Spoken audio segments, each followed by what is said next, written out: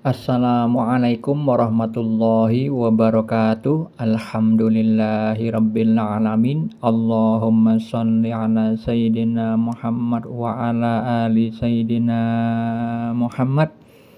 Kali ini saya akan mengkaji bencana kebakaran di Los Angeles yang sekarang masih viral diberitakan, tentunya mengkaji dengan ilmu ma'rifatullah, ilmu mengenal Allah, berkaitan dengan syariatnya, yaitu tentang peraturan yang bersumber di dalam Al-Quran dan As-Sunnah, dan juga berkaitan dengan asma-asmanya, sifat-sifatnya, dan perbuatannya.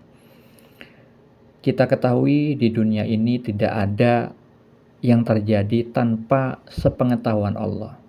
Tidak ada kejadian di muka bumi ini yang tidak dikuasai oleh Allah. Dan apapun bencana yang menimpa manusia, baik itu orang yang beriman maupun orang yang kafir, tidak akan selesai kalau tidak Allah sendiri yang mengangkatnya sebagai penciptanya, sebagai yang berkuasa atas segala sesuatu ciptaannya. Kita harus mengingat sabda Nabi Muhammad SAW di dalam hadis riwayat At-Tirmizi. Beliau bersabda, "Ketahuilah, apabila semua umat berkumpul untuk mendatangkan manfaat kepadamu dengan sesuatu, maka mereka tidak bisa memberikan manfaat kepadamu kecuali dengan sesuatu yang telah Allah tetapkan untukmu. Dan seandainya mereka pun berkumpul untuk menimpakan bahaya kepadamu dengan sesuatu, maka mereka tidak dapat membahayakanmu kecuali dengan sesuatu yang telah Allah tetapkan bagimu. Pena-pena telah diangkat dan lembaran-lembaran telah kering." Hadis ini berkaitan dengan takdir, berkaitan dengan qada dan qadar. Begitu juga termasuk di dalamnya bencana kebakaran yang terjadi di Los Angeles. Hadis dari Nabi Muhammad SAW yang tadi mengajarkan kepada kita ilmu hakikat, kebenaran hakiki, bahwa siapapun manusia, seluruh manusia sekalipun, jika ingin memberi suatu manfaat, memberi kebaikan kepada orang yang lain, itu tidak akan bisa terjadi dengan upayanya sendiri, kecuali hal itu memang sudah Allah takdirkan, sebagaimana yang disabdakan Nabi dalam hadis yang lain, bahwa semua takdir seluruh makhluk itu sudah diciptakan oleh Allah, sudah ditetapkan di saat 50.000 tahun sebelum alam semesta diciptakan. Begitu juga bencana yang terjadi di Los Angeles. Lalu kalimat berikutnya, ketika seluruh umat berkumpul, semua manusia ingin memberi mudarat atau bahaya kepada seseorang, hal itu juga tidak akan terjadi dengan upayanya sendiri, kecuali hal itu sudah ditakdirkan oleh Allah Subhanahu wa taala sejak azali.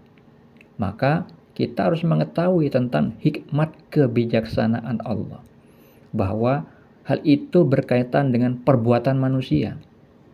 Allah tidak mungkin berbuat zalim kepada hamba-hambanya, kecuali manusia itu yang berbuat zalim kepada dirinya sendiri.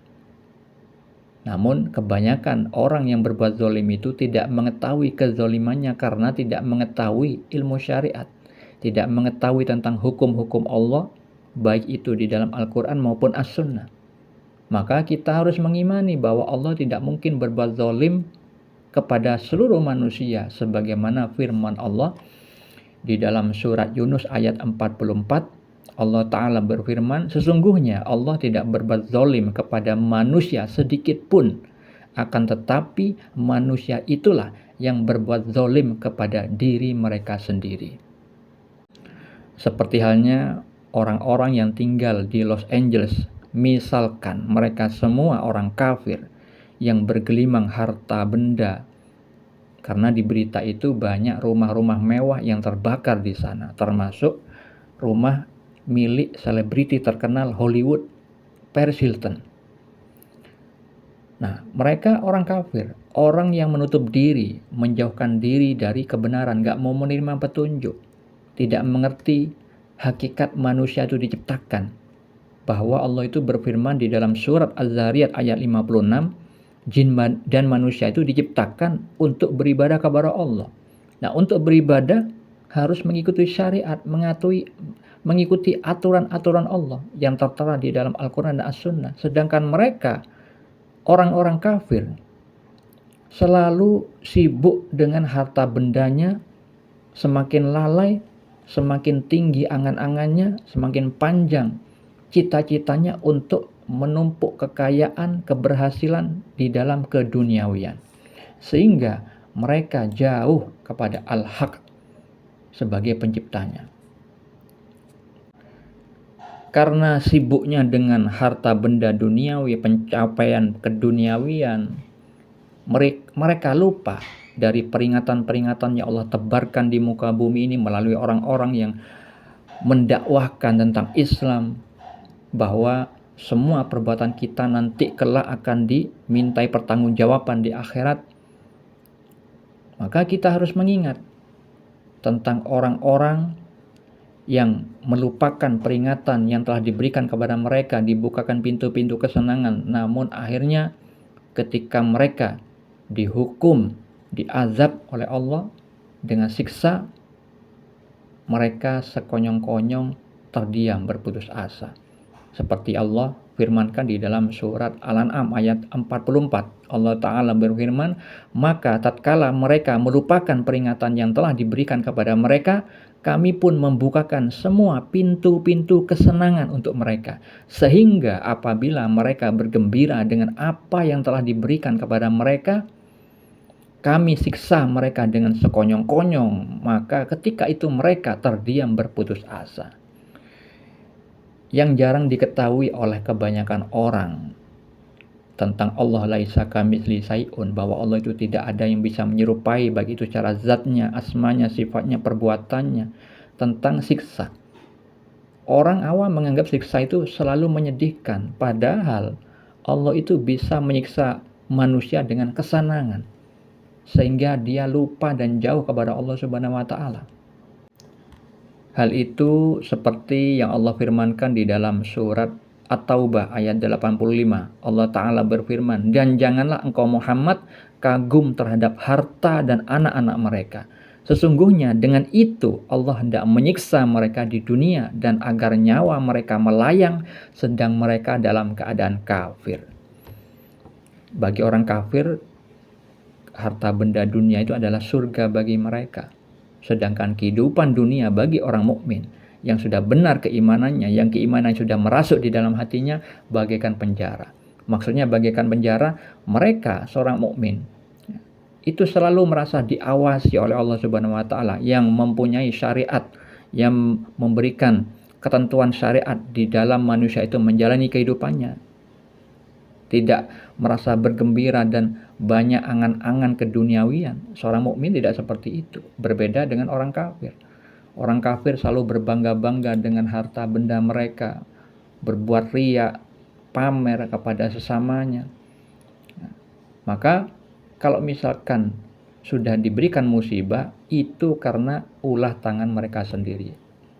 Seperti yang Allah firmankan di dalam surat Ar-Rum ayat 36. Dan apabila mereka ditimpa suatu musibah, bahaya disebabkan kesalahan yang telah dikerjakan oleh tangan mereka sendiri, tiba-tiba mereka itu berputus asa.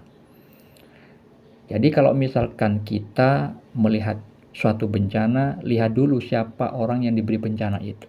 Kalau orang kafir sudah pasti azab, tapi bisa jadi mereka mengambil hikmahnya dan kemudian bisa mendapat hidayah.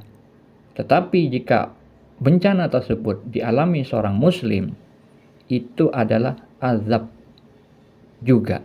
Karena seorang muslim awam tentang syariat, tidak mengetahui hikmah akan bencana yang diberikan kepadanya. Tapi kalau seorang mukmin yang mengalami bahaya, bencana, maka itu adalah penghapus dosa. Dan ketika maqam ihsan diberi bencana, maka itu adalah mengangkat derajat, seperti yang saya sudah berikan penjelasan pada video sebelumnya.